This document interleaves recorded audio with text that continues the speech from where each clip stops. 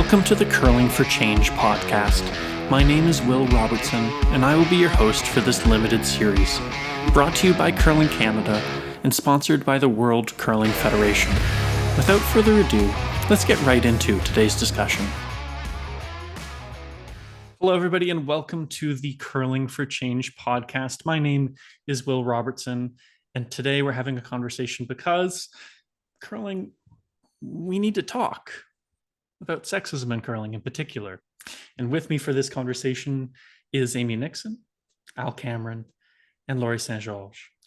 And I'm very honored to have them with me today, but also very excited for this conversation.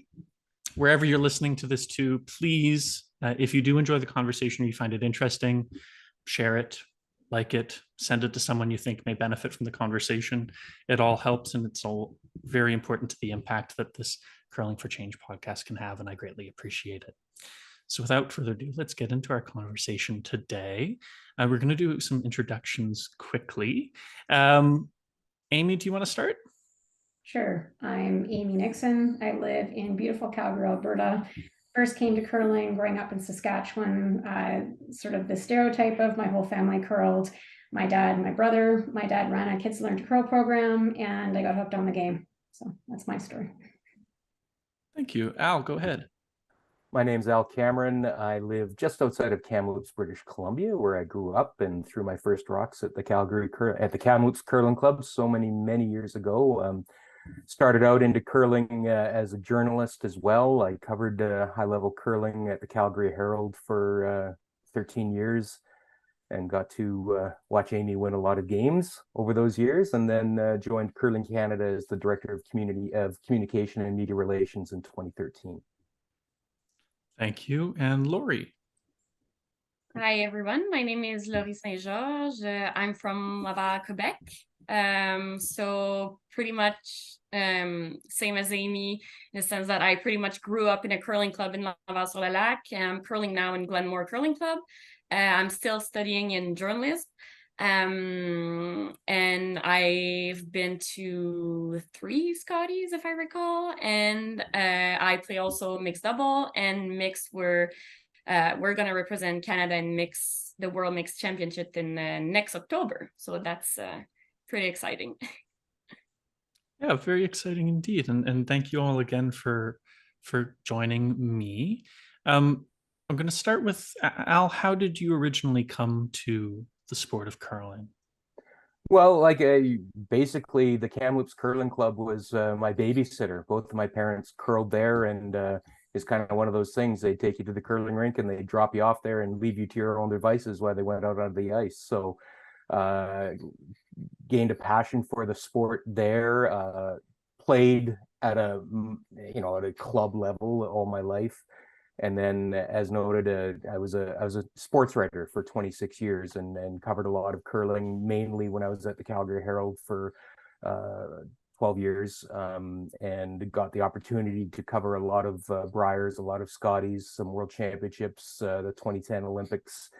And through that association with the sport, as well as its movers and shakers, I was able to cross to the so-called dark side of media relations, and really just so appreciative of the opportunity to work full-time in the sport of curling and work with our athletes, work with our clubs, work with our member associations, trying to move the sport forward in so many ways. And we're baby steps here and there, some big steps here and there, but always trying. Fantastic. Thank you, Al. Laurie, how did you find the sport of curling? Well, as I said, I pretty much grew up in a curling club. So my dad was playing with my mom in the league, and then they moved in Laval. And, everyone in Laval-sur-le-Lac pretty much changed my diapers. I was helping at the bar. I was not drinking, guys, but I was helping at the bar, doing dishes and whatnot. And yeah, honestly, my first competition was Jeux du Québec. And we finished last that year, but I loved it so much that I wanted to keep going. And my goal was actually to one day win Jeux du Québec, and that was my biggest dream. And after a couple of years, what I did it, and then like I started competition more seriously and whatnot.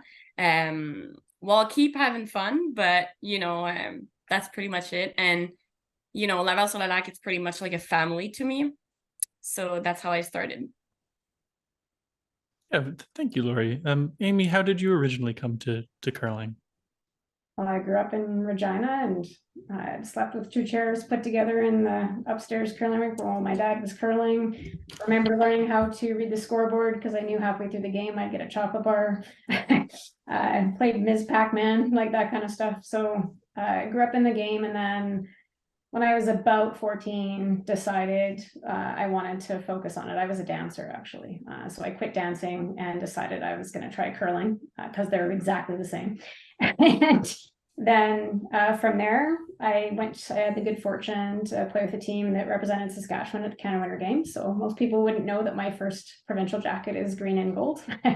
And moved to Calgary right out of high school and had the extreme good fortune of playing for many years with Shannon Kleibrink.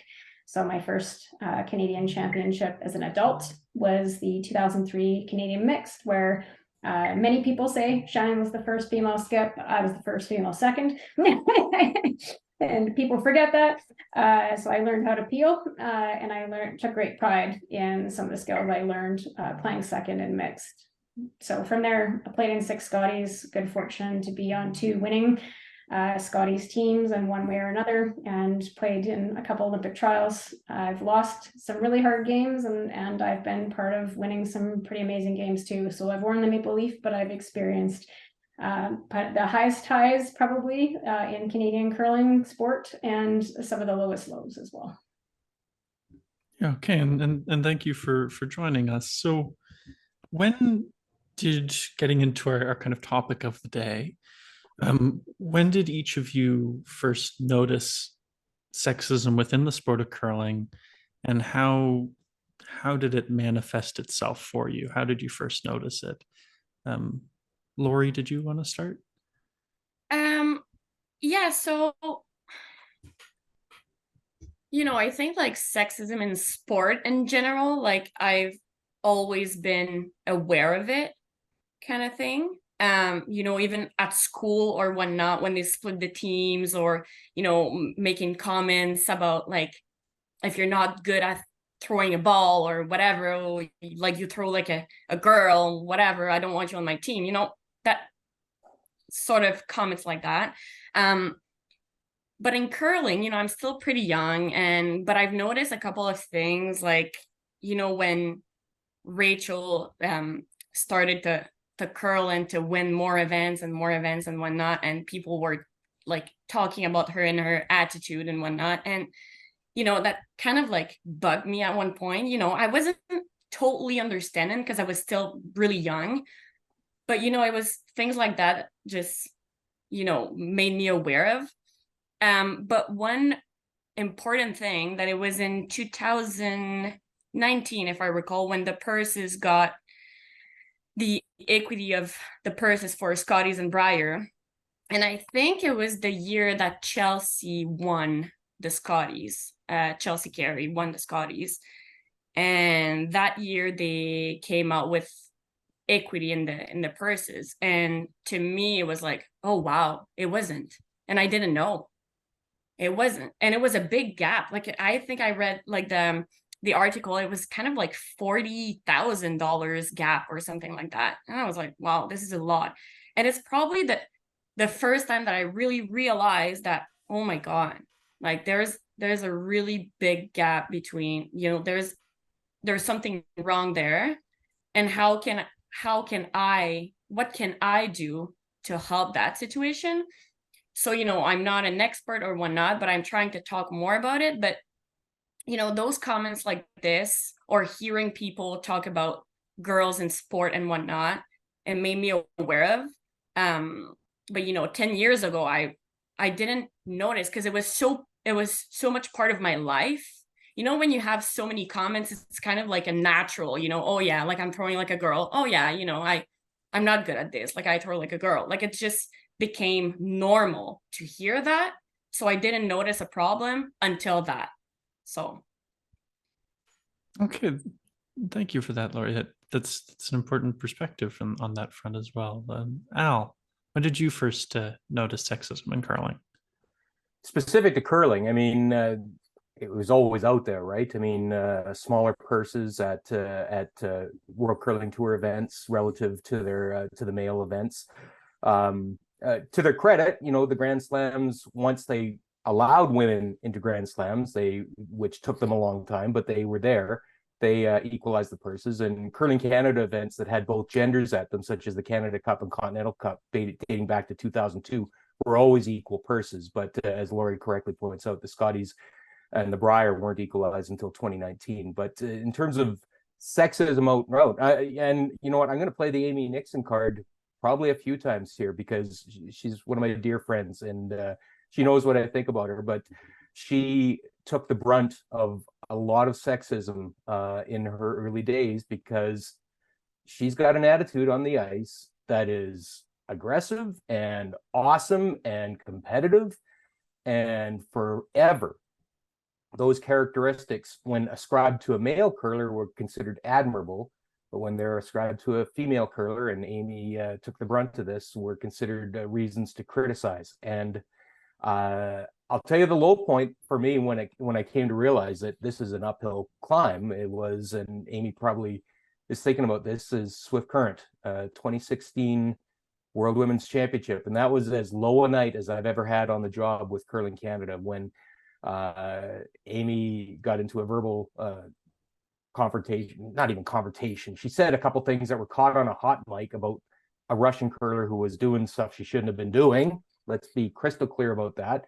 And Amy said a couple words that, again, if Ben Hebert says that, no big deal. But Amy said it, and fans went off on social media. And you know, at Curling Canada, we get copied on most of those things. And it was that night at the championship banquet, I was at a real funk that Amy, to her credit, actually got me out of. She was quite amazing that night, and I have such admiration for her as a human and as an athlete. And that night, seeing the vitriol from fans that for such a innocuous thing on the ice that happens just about every men's game out there, there's going to be some sniping out there, that some verbal jabs, and because a female did it, and it was quite miserable. And Laurie quite rightly points out some of the stuff that Rachel has taken over the years. Chelsea Carey being another prime example of a very competitive female curler that and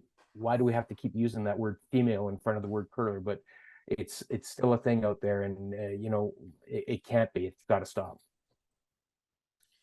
Well, thank you, Al, and I think you've very articulately provided a solid transition to now hear from Amy on this one. Amy, when did you first notice sexism in curling? I probably always noticed it. I think that I always embodied a pretty fierce, competitive figure when I played at a high level. And I think even before there was television, you know, I went out with an attitude of like win. I wasn't really always excited about making friends. I had a mission, and I wanted to support that mission. So not that I don't have friends or that I don't care about people, but when I played competitively, I was there to try to win. So probably some of the most memorable things that I can come up with earlier in my career, keeping in mind that I went to, first time I played on television was 2003 at the Canadian Mixed, back when it was on television, TSN. And it was, you know, kind of more on the entertaining side of things, the amount of whining that happened because, you know, Shannon was skipping and we had two male sweepers and it was unfair.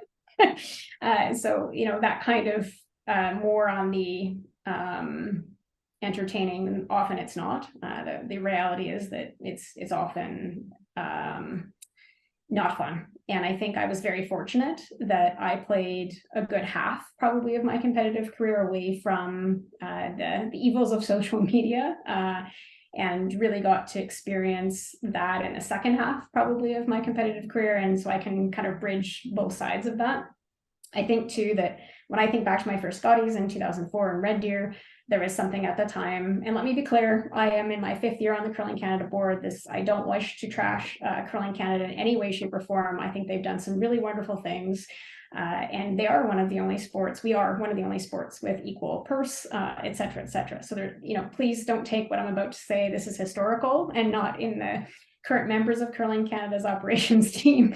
But in 2004, yeah, there was a heart chart that was a newspaper. And in that heart chart, it listed who had the best smile and who had the best eyes. And of course, Shannon Clybrink had the best eyes. And, that kind of thing was real. And that was not at the Brier. So it's like a small sliver of an example that I found quite interesting. And I think I embody, I'm 5'1". I'm a lawyer.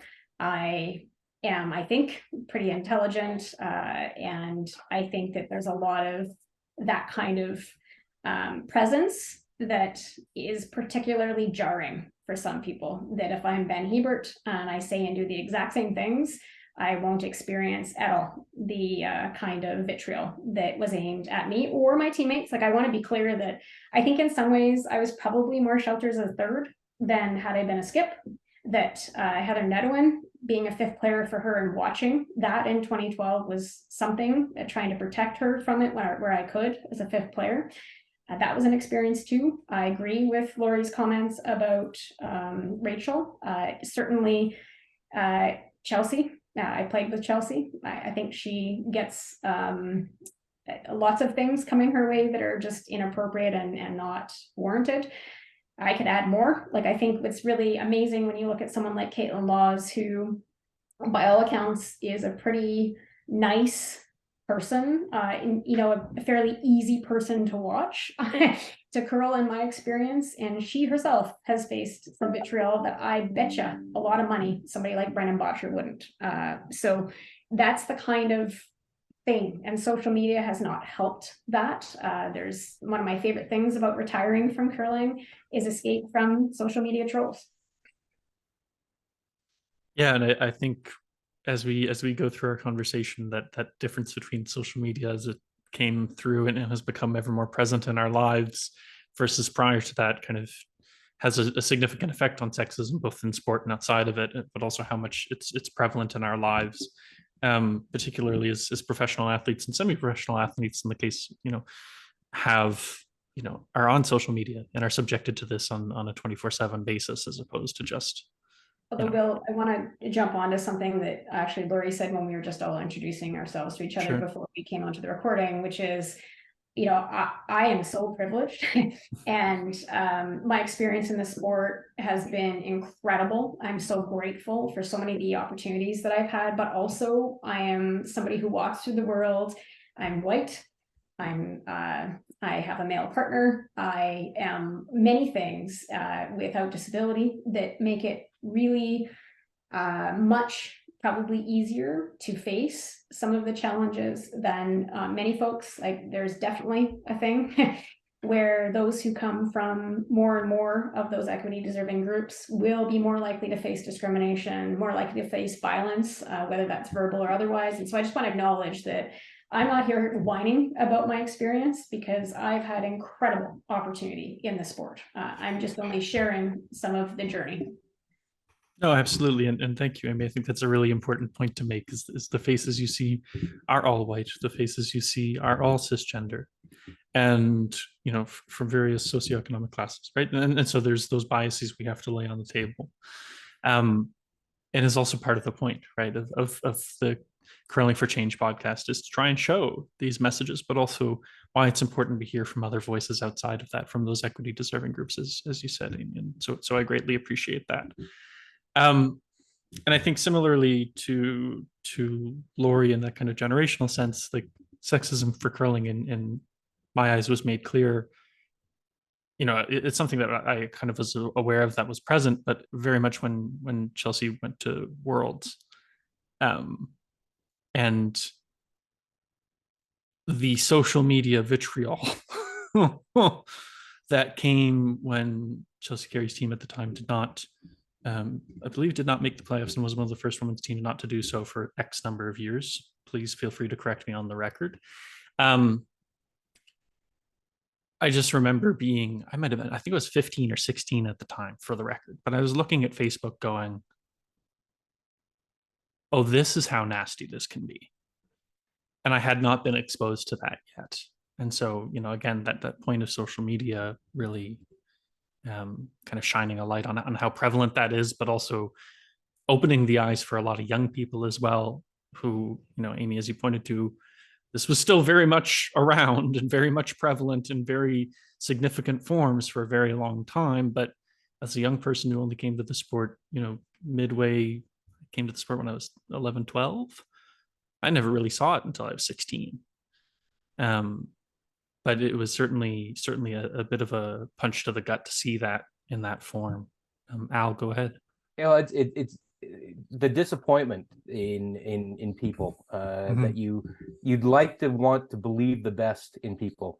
But I was with that team, Chelsea Carey's team in Denmark that year, and you know, being on the receiving end of the social media of that, you know, I was trying to help out on their social media feeds, and you know, you can only tell them so often, don't look, there's nothing good that can come from looking. And it's one of those things, if you accept all the compliments that you see on social media, well, you better be prepared to accept the other stuff. But it's the other stuff that comes from the keyboard cowboys who don't have to identify themselves, the bots, the trolls. The other incident that stands out to me is for a low point would be the 2018 Olympics, Rachel Homan, when the burned rock against Denmark. And I will go to my grave saying that that was, Rachel did everything correctly in that scenario, but people just took that as an opportunity. And to refresh everybody's memory, it was a burnt rock by Denmark.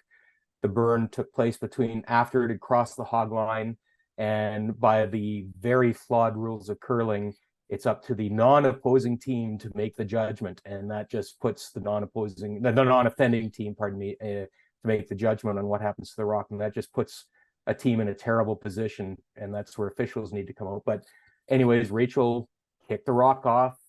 The Danes pouted very visibly for the camera, and Rachel just got destroyed on social media by many of her peers too, which so disappointed me. And again, it's one of those things. Would that have happened if that were a male team doing it? I have my doubts, sincere doubts.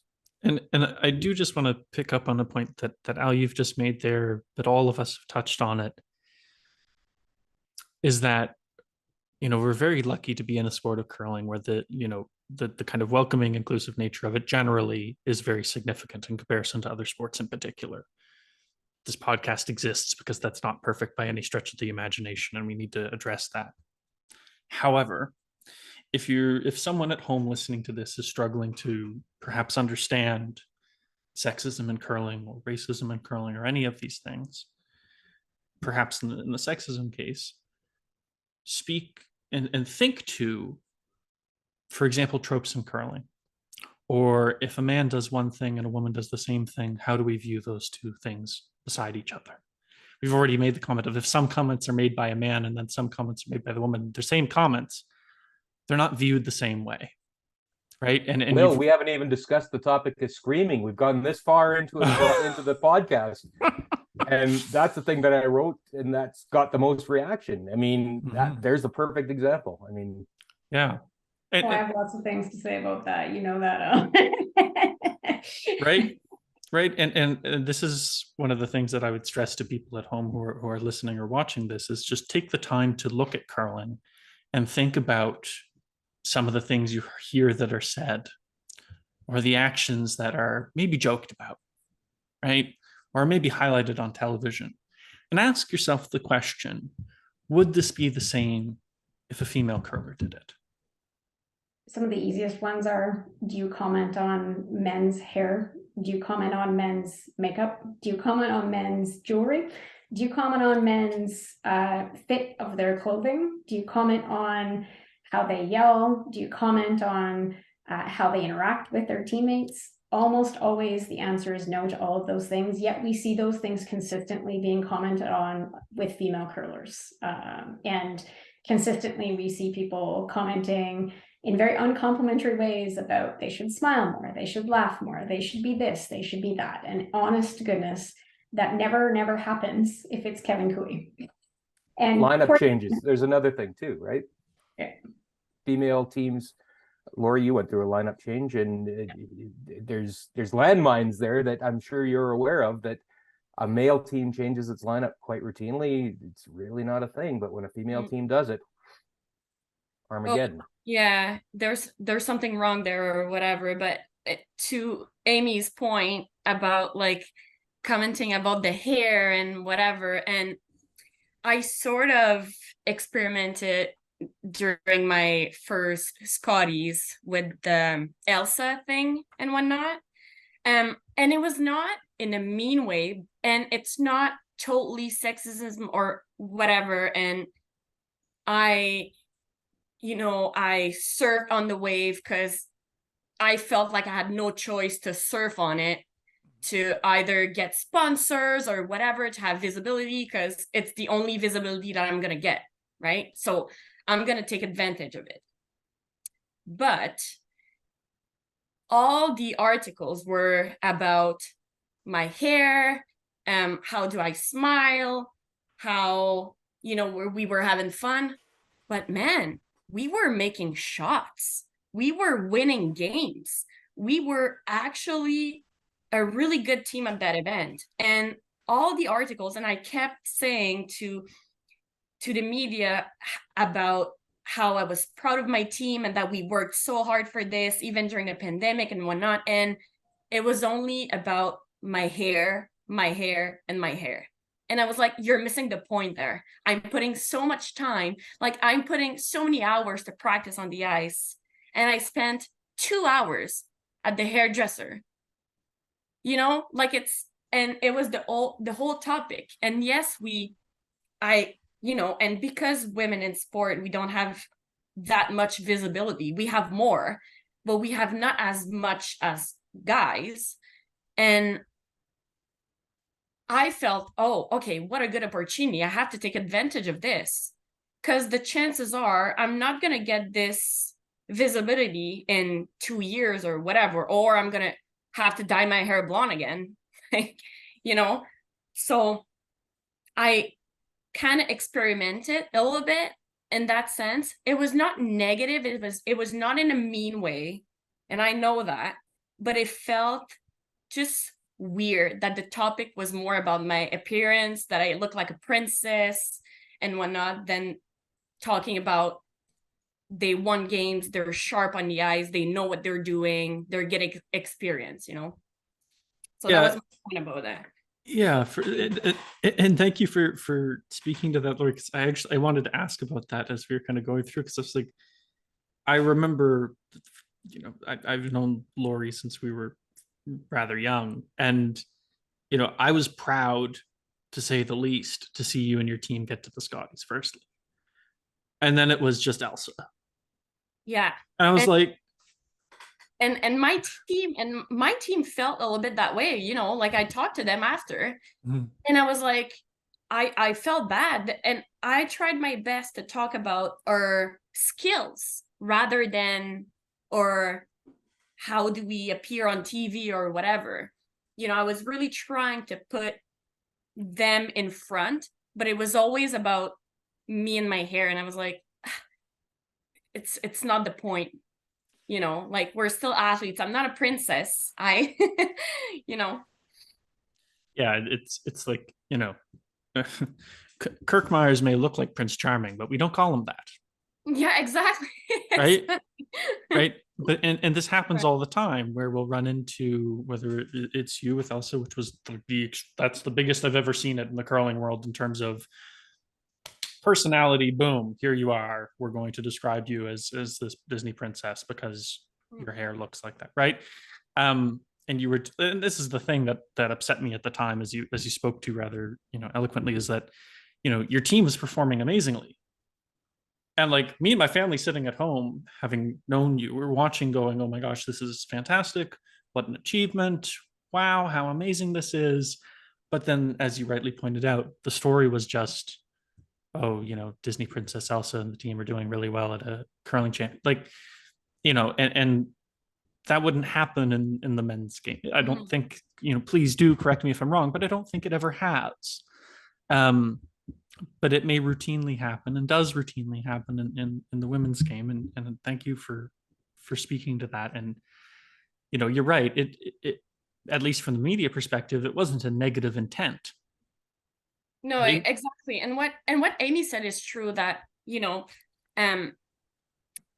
when we're intense on the ice, or if we, a girl that swears is not, it's not nice, like, a woman who swears, it's not good. But that week, I felt like I couldn't be mad at all. Even now, I feel like I just can't be mad because I miss a shot, and I don't usually get mad on the ice, but I feel like if at one point I do something like too crazy, like it's gonna, I'm gonna have a punch in the face like the next morning, Mm. So what about Amy said, it's true. Like I felt that I cannot allow myself to be mad or to express myself, sometimes when I'm mad, or when I'm really focused, or just intense. Yeah, and I think this may be a good moment, Al, just to ask the question about the piece you had written at the Scotties about particularly sexism in curling. Where did that come from for you, and why did you put pen to paper in that way, which I found very impactful? Well, it had been brewing for a few years, obviously, based on some of the stuff that both Lori and Amy have talked about, and it seemed apropos. It was the International Day for Women, and International Women's Day, and it's one of those things that at the Scotties, we always, I hate to say it, we have the over under pool and how many emails and phone calls we're going to get each day. Can you please take the mic off curler A, curler B, because it's turning people off, and it's so disenchanting, and it's tiresome. But then it goes beyond that. Will, I mean, I've had comments about tattoos on curlers. I've had comments about some of the stuff that's already been discussed here, her hair, her the way her clothing fits, and it doesn't happen at the Brier. So we were midway through the Brier, and it hit me. There hasn't been a single call complaining about a male curler on the ice, how they look, how they act, how they talk. And I'd already written that column that was in the Scotties program. So it was already kind of out there, but it really had been the ticket buyers at the Scotties that had access to it. So I felt it needed a wider audience. It's stuff I've written before in the past as well. I mean, it's always been a bugaboo for me that there's a double standard for the way female athletes and male athletes are treated in the sport of curling, but not, I mean, as Lori and Amy both know, it's not a curling specific issue. This is in all sports. I mean, you watch tennis. Oh, why does she grunt so much? Well, listen, I watch men's tennis. They grunt a lot too, but nobody talks about it. The prize money, obviously, in the LPGA and PGA, such a broad gulf still. Same with tennis. WNBA versus NBA. This is not a curling issue per se, but specific to the world of curling. It needed to be brought out to an audience, and Lori, we talked about that before we started recording. A younger generation, it's probably not as big a deal to, even though there's probably some subconscious bias that's still out there that they don't even realize. But to an older demographic that still is a significant aspect of curling's fan base, it's still there. And we have a kind of a standing joke within our communications department that if you're getting a Facebook comment from someone who has a cat as their profile picture, they're going to be launching bombs. and saying some just mean crap. And the column was in essence aimed at those folks. Now, did it make a difference? It took me literally within 24 hours, I was getting the same kind of angry emails. And it never ceases to amaze me that people don't seem to get it. I'm looking for a specific email that I got within a couple days of that column, and it was just unfreaking real. Here we go. And I'm going to read this. It was from Manitoba. I'm not even going to dignify the name of the town because I'm sure there's good people in this town. But this was a couple days after I'd done the social media. And some of this may come off as offensive, so I apologize in advance. But here's what this person wrote. Recently, there's been a lot of media coverage regarding the treatment of female curlers and the frivolous comments and complaints about female curlers. I would like to go on the record, suggest that the media is a big player in this type of behavior. Every major media outlet regularly features a female curler bent over, delivering a rock or giving instruction with her mouth wide open. These are very provocative images that are often featured in advertisements in the pornography realm. In that context, an attractive young-looking woman with her mouth wide open crouching is an invitation and notification that she is now ready to serve. This is disgusting and should not be tolerated. Why the open mouth? Totally unnecessary. My jaw dropped when I got that email, and I just, as much as we're making progress in some ways, there's a huge contingent of people who think like that person, and like I said, it's disenchanting a lot of days when you receive stuff like that. Yeah, firstly, thank you for reading that, because I think it's important for people to hear it. Because it's those kinds of comments that are more prevalent than we would like to recognize that are often ignored or never heard that have to be addressed, amongst other things, right? And so, as I sit and digest that for a moment, holy crap, first of all. Yeah. Second of all, I just want to get the reaction from Amy and Lori to those comments, because again, I think this is also an important point, is to me, it's shocking to hear that. Is it shocking to you to hear it though, Amy?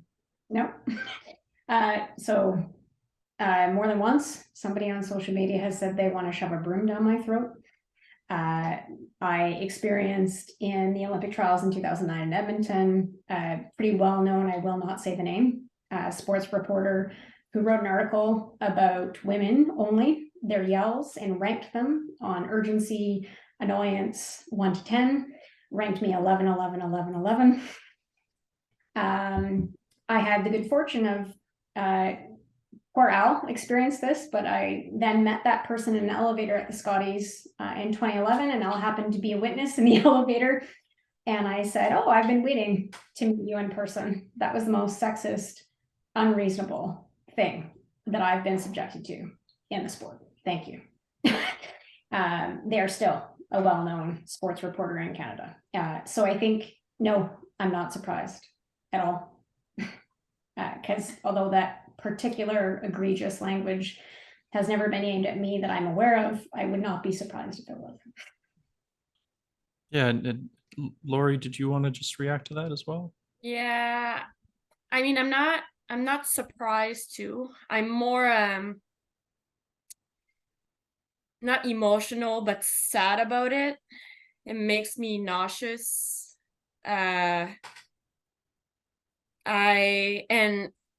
Speaking for myself, I never experiment those type of comments, and I'm really, really fortunate. I experienced other things, but not that type of comments. And I cannot believe that it's still a thing, and that it's part of like a culture, it just makes me nauseous, and I feel just so horrible and so bad for those like Amy who lived experience like this. And I really hope that people are hearing this and those experience and try to work on that and try to be more aware, because there is one thing to talk about it, but it's another thing to actually speak up and react when it's in front of you, and to actually say something when there's something wrong happening in front of you. You know, there you can talk, but if you do nothing, you know, a culture doesn't change like this. You know, it takes time and it takes a lot of effort. So Thank you, Lori. I think that's a really important point to make for sure. And to anybody who feels perhaps how that person who wrote that email does, I think perhaps you may want to look inwards to yourself as to the problem, as opposed to writing something like that to literally anyone. I'll just leave that one there. So we've talked a lot about our experiences, and I want to delve into this a bit and allowing you to describe 2 experiences with sexism in curling, one that disappointed you, but one that perhaps empowered or inspired you. Amy, did you want to start? Yeah, well, when you did share these questions in advance, which I always appreciate. That's professional and helpful. So I've had some time to reflect on this particular question. And I think it's an interesting one because I don't think you ever are empowered by discrimination. And so I'm not going to answer that portion of the question. I think that's not the case. You can become more resilient by the challenges that you face, I suppose, or that you can be proud of facing some of the challenges, but I don't think they are ever empowering. I don't think any of that is empowering. I think the other piece we haven't talked about, because I've had the experience of playing competitive sport with a young child. So one of the examples I wanted to give was the number of folks who would ask my husband if he was babysitting. So I went to a world championship in Swift Current in 2016. My daughter was nearly 3 years old. They came for some of that portion, and he was asked that numerous times. But I think, again, kind of to Al's point, one of my most disappointing moments was being at the Glencoe Club and practicing and throwing rocks and having a male competitive curler turn to my husband and jokingly say, "Oh, how's the babysitting going?" And that is just, it was really disappointing to Mike, and it was really disappointing to me. And you know, I would flip this on to kind of like a positive lens where, and I want to say the name because I thought it was impressive. So Don Landry does some sports reporting and does some stuff on Twitter, and he made a comment about Jeff Walker babysitting he and Laura's kids, and I sort of direct message it, and we were back and forth, and there's an example of somebody who said, "Holy smokes, I didn't think it through in the way that you're identifying to me, and I've had the conversation with somebody I trust in my life, and I see it, and thank you actually for that gentle kind of touch." And that's the kind of opportunity with the right people. Some people are lost on it. So obviously the person that wrote what Al read is probably not interested in a dialogue and a conversation, but there are a number of folks who I think you can dialogue with, and who you can even challenge in a kind, professional way, and there can be some positive outcomes. But to Lori's point, you have to be willing to speak it, and that has never been one of my challenges. I lived sort of very authentically as a curler, I would say. I was vulnerable when I was vulnerable. I cried on YouTube. I swore on the ice. I was just exactly who you would see if you had a beer with me. And so it was, I was very fortunate, I think, that I was in a space where I could just be who I was. But I also, as a result, I think had sometimes some laser beams aimed my way because of it. Yeah, for sure. I mean, and thank you for those points. I I would say for clarity that the second part of the question is kind of worded to get to the positive you spoke to, but it is very true. It is not exactly empowering to experience, right, that prejudicial treatment or sexist treatment in that way at all. And thank you for articulating that. That's really important. Lori, go ahead. Yeah, thanks, Amy, for saying this, because it's also my thought about it. But it's, you know, like I said, I never really experienced you know what, not critical experience, because every bad experience is a bad experience, is how you feel at that moment, and you know, you have the right to feel that way.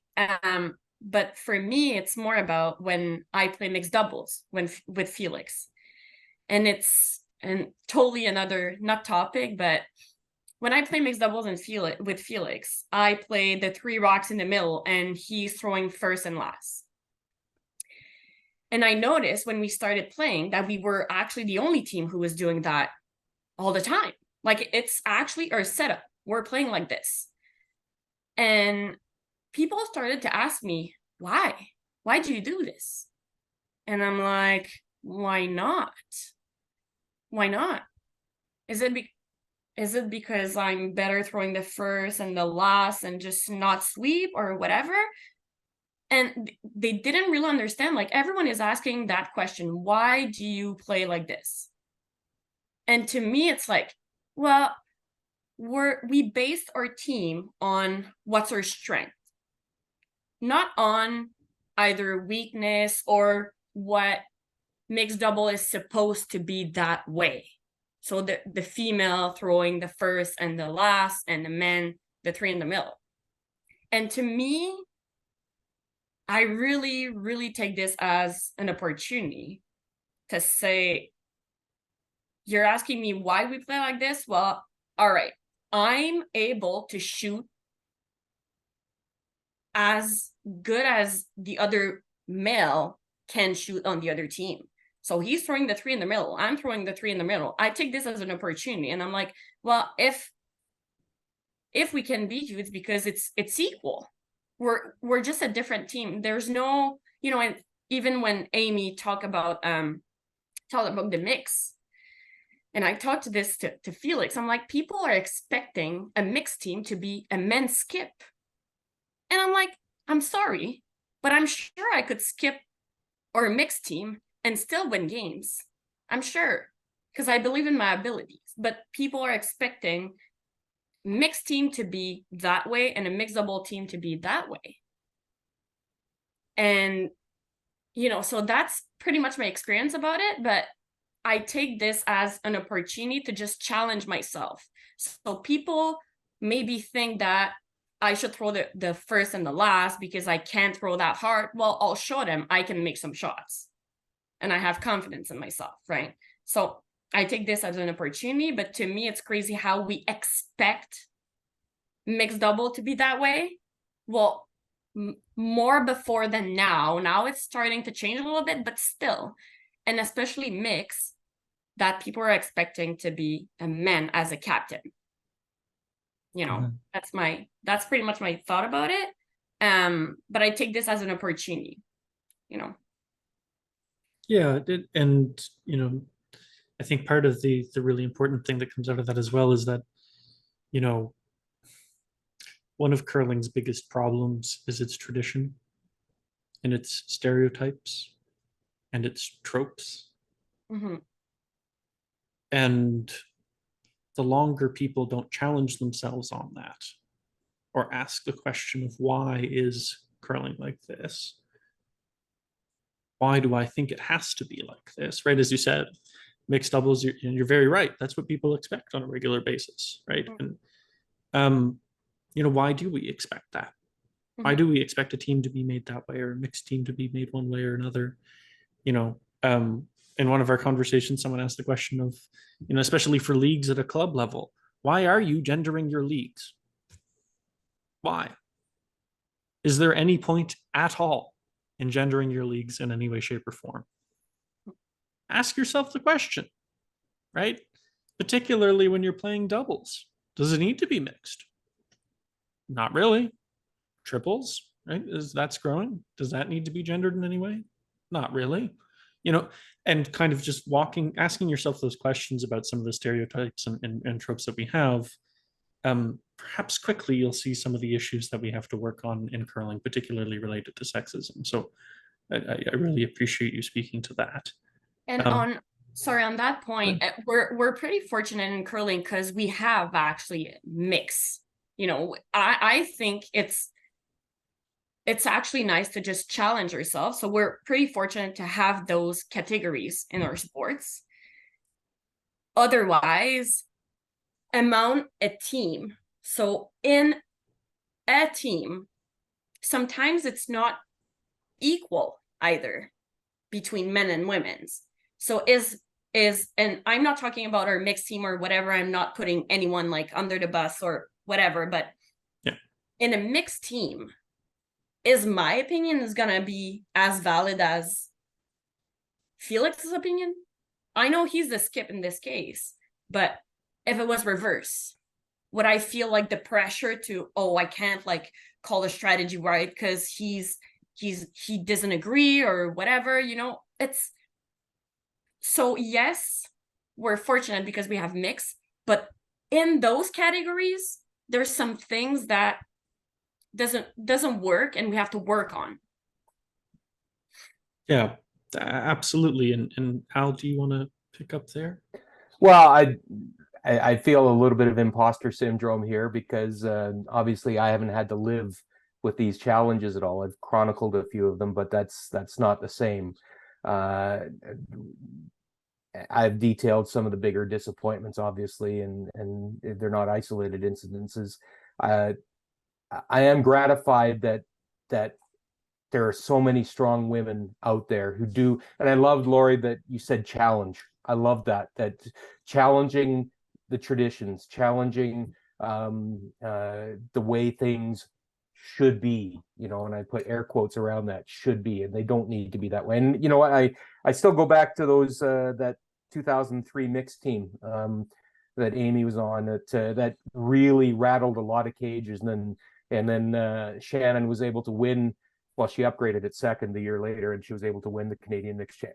Amy, I kid because I love, but Shannon did win the Canadian Mixed Curling Championship in 2004 in Timmins, and the first and only female skip to win a Canadian Mixed Championship, and that challenged a lot of people to rethink. Now, as Lori quite rightly points out, there's work to be done, and we need to challenge people's attitudes. We need to challenge the way people think, and keep challenging and keep telling people that they need to think about things differently. Will, I loved what you said about leagues. Why do we put these traditional categories on them? Open leagues, what's the big deal? I mean, there just isn't a big deal. And I was fortunate enough to play at the Calgary Curling Club, open league for a lot of years, where there was 4 female players, there was 3-1, 2-2, 3-1, and a couple wheelchair teams in there as well. And it was one of the most positive curling experiences I've ever had. And I think you're absolutely right that people need to challenge the way they think about curling in the traditional sense.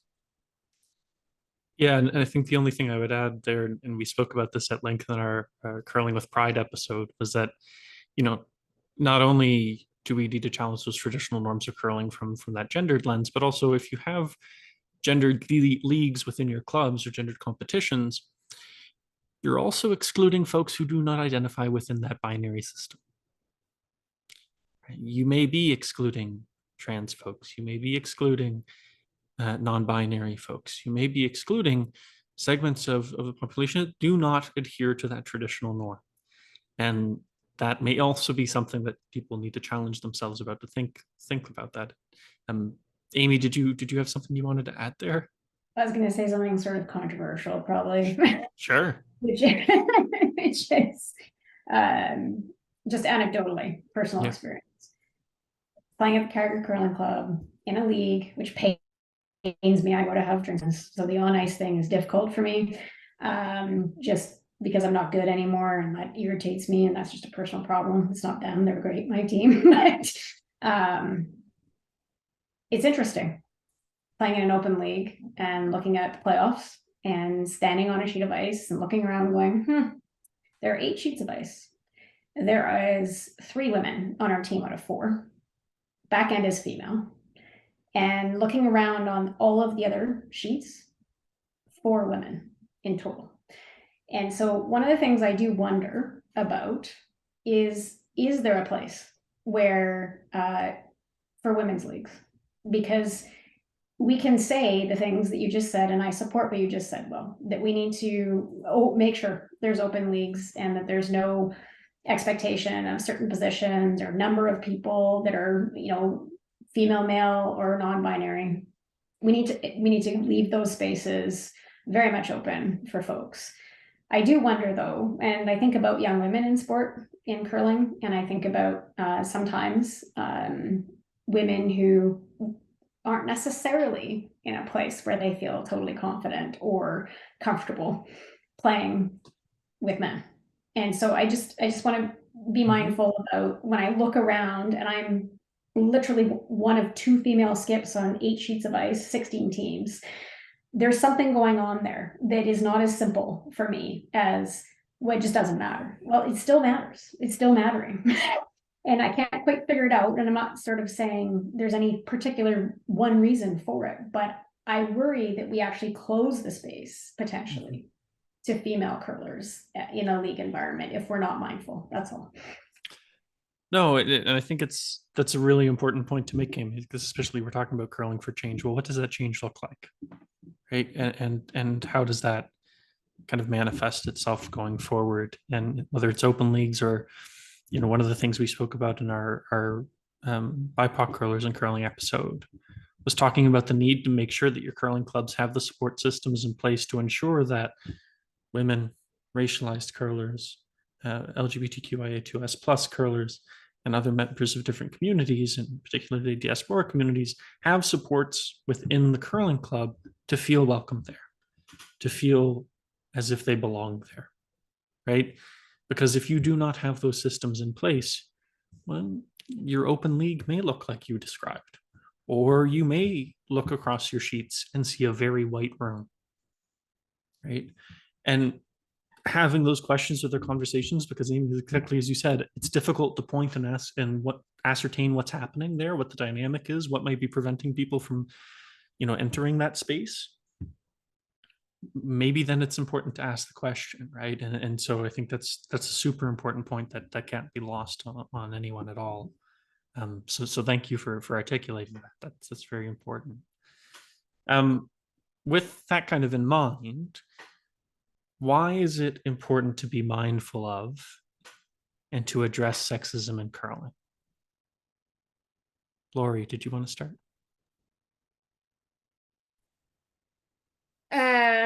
I mean, not only in curling, I know we're talking about curling, but just in general, right? I think it's important to educate people on it.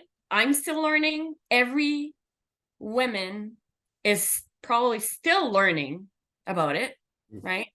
And try to educate people, talk about it, be aware, think outside the box.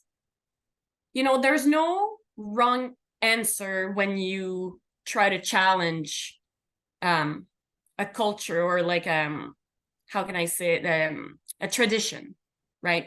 There's no wrong answer if you try to challenge these, right? I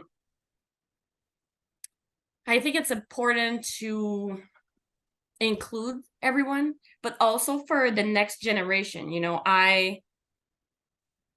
I'm starting to actually not coach, but I'm doing curling camps and whatnot, and I see during competition young girls who were at the camp and now they come and see me play during my competition. They look for me, and it's the first time that it happened to me this year that I feel like actually, they're looking at me like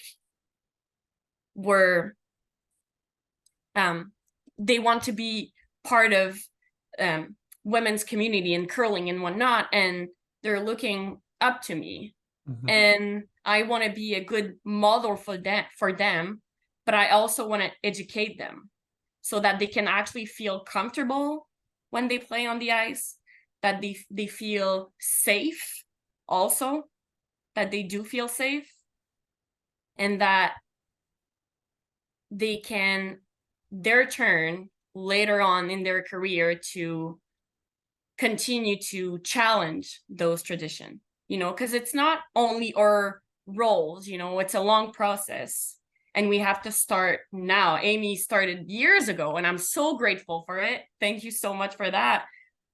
But we still have progress, and it's my generation and younger generation who needs to keep talking about it to change mentality, because it's no fun to play a game that you love and not feel safe and not comfortable doing it. We put so much time doing it, and we want to have fun. It's a game, and if we don't feel equal, it's not worth it, right? So Yeah, no, very, very well said, Laurie. Thank you. Amy. I think we know statistically that young girls leave sport in droves, and they leave sport in droves-ish in grade 7. And so when I was reflecting on this question, one of the things that popped open for me was this, which is, if it's not a place where they feel confident and empowered and where they can be themselves, where they can express who they are in a competitive environment, if that's what they want, that worries me, more broadly speaking, because we know actually there's some great stats out there that female CEOs and female executives, a large portion actually, are athletes historically. So all of this, for me, is tied together in women's leadership and women's impact in sport, but certainly beyond. And so when I think about how important it is, it's there in our young girls. It's there in our young men. It's young women, young men, non-binary, all those folks actually will carry all of the things that they experience. But my biggest concern is that we lose girls from sport and from opportunities to compete, and that then ties into success later on in life. The other thing, obviously, from somebody who was very, very, very privileged to wear a maple leaf on my back and play for Canada, is that, I think we need to be allies to those folks when they play. And I did step forward when Rachel's team experienced a very difficult Olympics in 2018. And even I, by tweeting at them some quotes, received some vitriol as a result of trying to lift them up. And I think we all have a responsibility where we see it to come in and lift athletes up, especially when they're experiencing tough moments. And that can be at the Canadian championship level, the international level, whatever.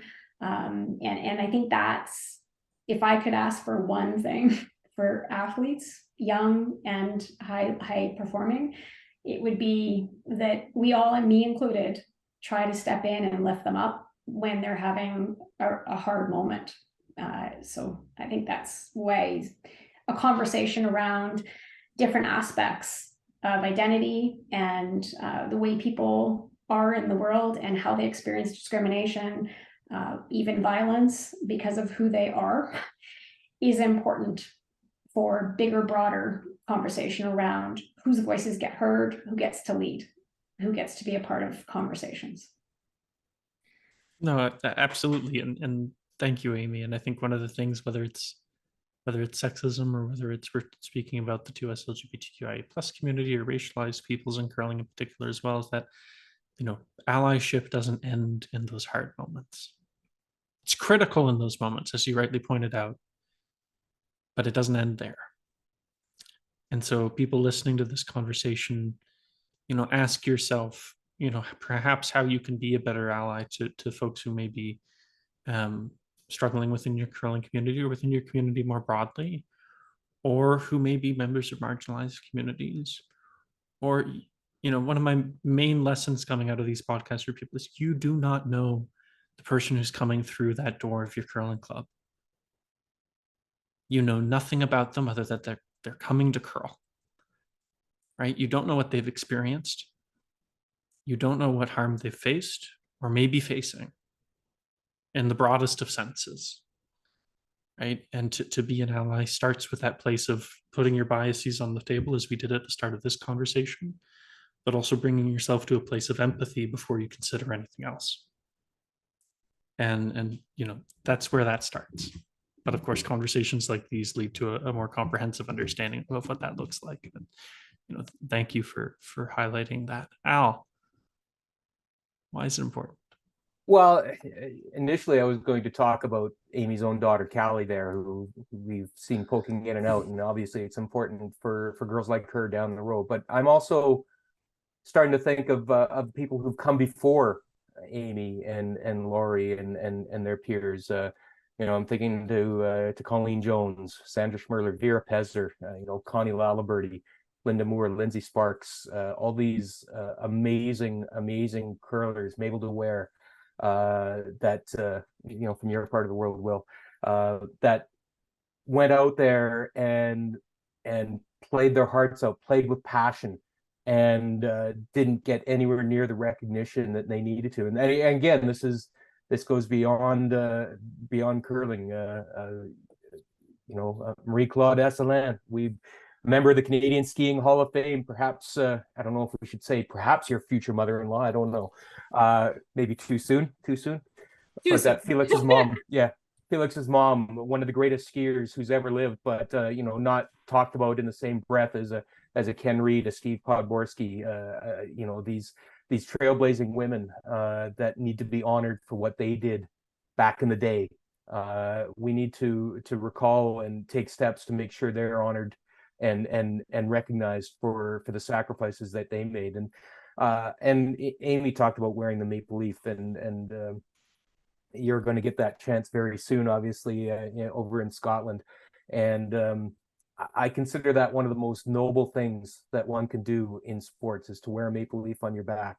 I've struggled to think of anything more noble, actually, in our sport. And those people that do that, they need to be recognized and honored, and think about what you say about them, because they are doing something that the reward really, honestly, doesn't come close to the sacrifices they made to get there. And I just hope that you know, Laurie, you know, I'm going to be cheering for you hard, and I just want everybody to think about that when they go onto social media. Think about what you're saying.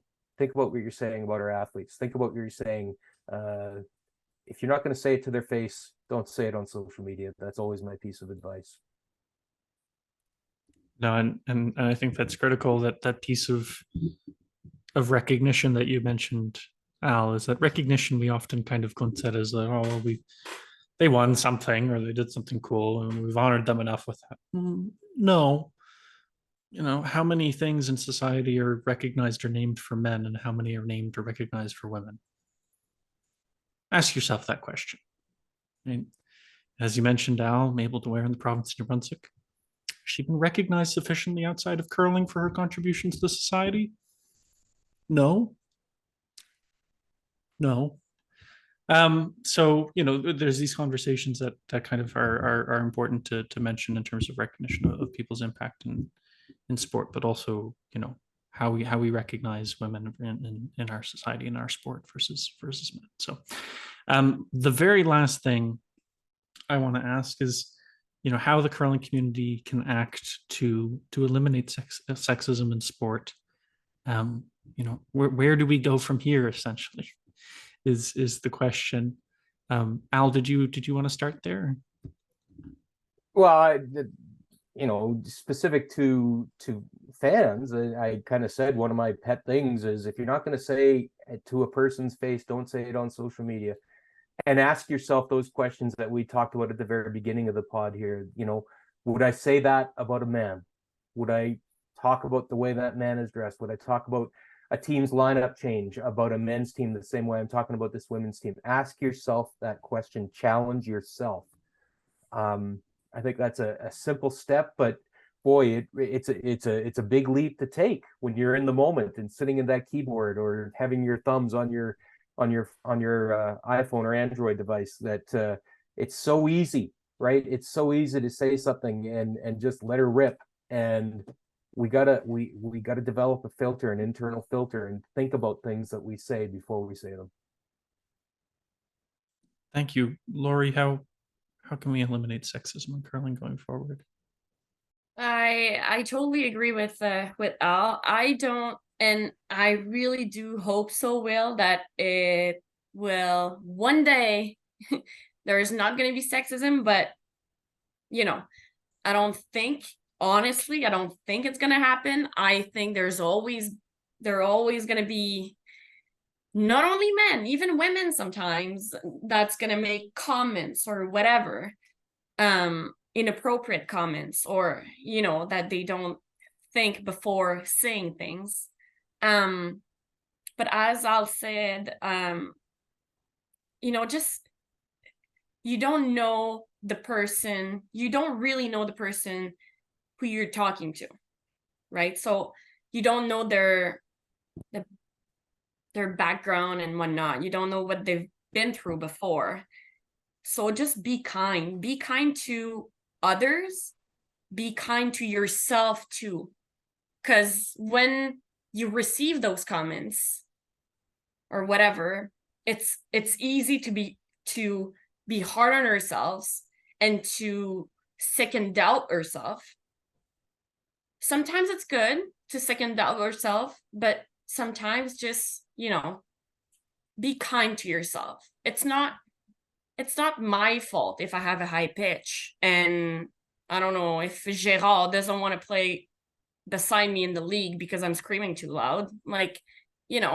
But be kind to others, be kind to yourself, and think twice. It's like Al said, it's easy, you're on the heat kind of thing, you're upset, but think before. Worst case, just put it in your notes, take an hour off, check it out after, and think twice before. Thank you. An important point for sure. Amy, how can we eliminate sexism in curling going forward? So I have two comments. The first is, Al mentioned my daughter, who's 10. And one of the reasons I decided to say yes to this opportunity was because she's been listening. And we talked in advance about some of the examples that I might key in on and be able to contribute to the conversation. And I think that's important. She's 10, she's able to understand and engage in the importance of the conversation. That's number one. And then my other piece is, I think there's an opportunity to help young curlers and those who play at a high level make smart decisions about social media engagement. And we have to be realistic that there has to be some level of engagement for teams, because they have to brand and market, and they need sponsors and they need exposure. But I do think training around social media, I do think support for teams, just like Al tried to do with Chelsea Carey's team in Denmark, is key to trying to get folks focused on the mission rather than the noise. And so we need to, I think, as sort of provinces, territories, and nationally, when we are dealing with young folks, try to lead by example around that, try to give them opportunities to learn, make goals around social media when they're going to major events, which could be a provincial or a territorial event for some of them, for example.